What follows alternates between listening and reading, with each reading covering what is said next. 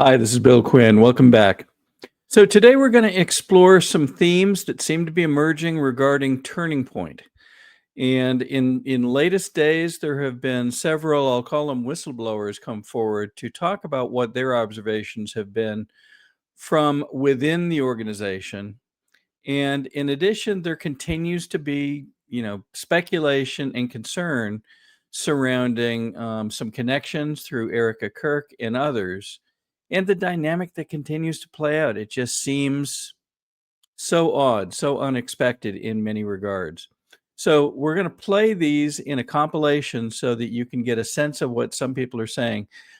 We may not be able to get to a conclusion today about what's underlying this, but the very fact that folks are coming forward is in and of itself a concern. So let's go here first. We're going to hear from this first whistleblower as he describes what his observations have been. And I have a story to tell about when I was at Turning Point. So the first couple nights went as you would expect. It's pretty long and strenuous work. We were being trained very vigorously, and after the first few days, we were told that we were going to have some group time. And the first thing that I thought about that was that's going to be awesome. We get a group bond and stuff like that, and I get to hang out with my leader. However, this was not the case. We were going to be going out with our former representatives that had shown up from previous years and had been at training in previous years, and they were going to be the ones that were going to show us around the city. So I get paired up with these two specific people who I cannot name currently, but they take us out. And the first thing that I found very odd about, this Christian conservative company is they rented two stripper vans to take us out to the city. No strippers, but it was like there were stripper poles inside the vans. Very odd, very unlike, their values, but okay. And then once we got down to the bars in Arizona, they started getting us drunk. The former reps were, and very drunk at that. And then they started singling out people, and they would pull them out one by one to go outside and smoke like a cigarette. Now, when it was finally my turn to go and talk to them, they approached me and they asked me, hey, what are your views on Israel? And I just told them, I think Israel's a good country. At the time, I thought so, at least. And they told me, okay, well, what do you think about, Mossad and, Israeli forces? And I was like, they're all right, yeah. And they were like, what if we told you we're part of, Israeli groups and forces? And I was like, oh, that's interesting. And I'm like, and you work for Turning Point, right? And they were like, yeah, we do. We've been working for Turning Point for the past 4 or 5 years now. Now, at the time, I did not know if the company knew of this. I did not know if they were infiltrating the company by any means, but they were Israeli agents within Turning Point USA, and I knew that there were more as well, and there was many more of them in Turning Point, and it was a very concerning thing for me and a couple other representatives that we noticed. And we did end up bringing it up to our administration at Turning Point that this was going on, and they said they would take care of it. And sure enough, nothing was done about it. There was absolutely zero retaliation towards those representatives that were a part of Israel, and there was nothing. And that was very disappointing to see, and honestly a huge red flag for a lot of us. Okay, so there's the first report. Now, again, we're bringing this to you based on what these folks are bringing forward. Note that he didn't produce documents and other things. We expect that were this to be shown with more depth, those types of documents will likely surface. But let's continue on. Here's another whistleblower that came forward. She reports that she was working for Turning Point in Phoenix for a period of time. Let's listen to her, what she has to say. To say, and if it lands in the right hands, whatever. My name is Amanda. I've tried to record this like 7 times and it's just not working, so I'm just gonna say what I have to say, and if it lands in the right hands, whatever. My name is Amanda. I worked for Turning Point USA and Charlie Kirk for 4 years. One of those years I was a donor relations officer in Phoenix, Arizona. And that means is I worked with all the donors within a certain region for all of Turning Point's assets. So Turning Point Action, Turning Point Academy, Turning Point USA, Faith, Blexit, podcasting, everything. When I saw Candace Owens' comment this morning, granted, I am not a Candace Owens fan personally, and that comment, I felt like I had to say something. What I did for Turning Point USA within that department was some of the most, I can't even begin to describe it, because the people that I felt like I was working for were not, they were horrible. I mean, like, it was just some of the worst times ever. And I was working for such an amazing, brilliant idea of an organization, and to see it for what it really was behind the scenes, and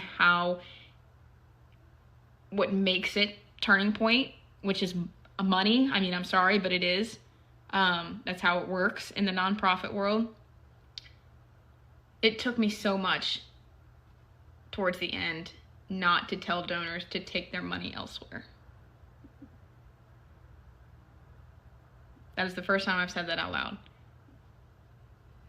And I'm so proud of myself for being able to come out of that organization and be who I am today. And I hope that all of my amazing, brilliant friends that I know that are still there are able to find their moment to move on.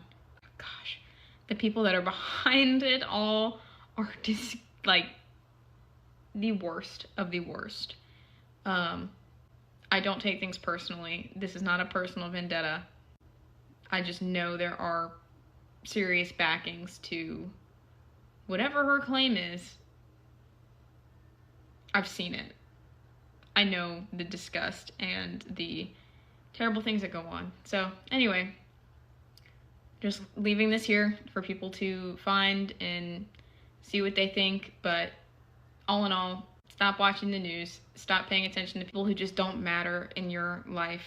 Focus on your family, your friends, your loved ones. Get out of the political world. It's not real. None of it is real. But yeah, love the Lord. Love the Lord. Love the Lord. Amen. Bye.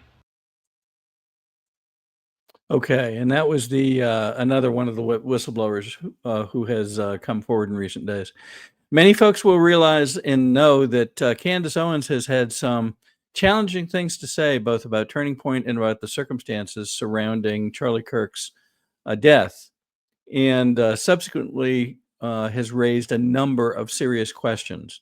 We're going to play one excerpt from Candace where she speaks of something that apparently Turning Point asked to have done with regard to keeping information potentially from the public. Let's listen to what she has to say here. Such a thing as a good Fed, believe it or not. There are good guys. There are good guys everywhere. You know, lightness is always fighting darkness. And I received an interesting tip from a Fed that I'm going to share with you now that might be relevant. But Turning Point USA put in a personal request to try to get the Egyptian plane story killed, you know, and I find that to be very interesting. What is it about these Egyptian planes that Turning Point USA didn't want them to be discussed? I don't know. But I am going to find out. I think we kind of have found out in a weird, really effed up way, actually. It makes my stomach turn. So Candace is speaking of information suggesting that Egyptian planes from the Egyptian country were actually following the movements of Erika and to some extent Charlie Kirk as they moved around the country. It isn't known exactly what the motivation for such a thing would have been, but there does appear to be emerging evidence that indeed this was happening. The question is why? In addition, there's another report that's come out in the last couple of days. It begins to circle more around Erika, and we thought we'd add this one as we continue to give voice to the questions, perhaps, about what is really underlying these strange dynamics with Turning Point and with Erika and potentially with Charlie.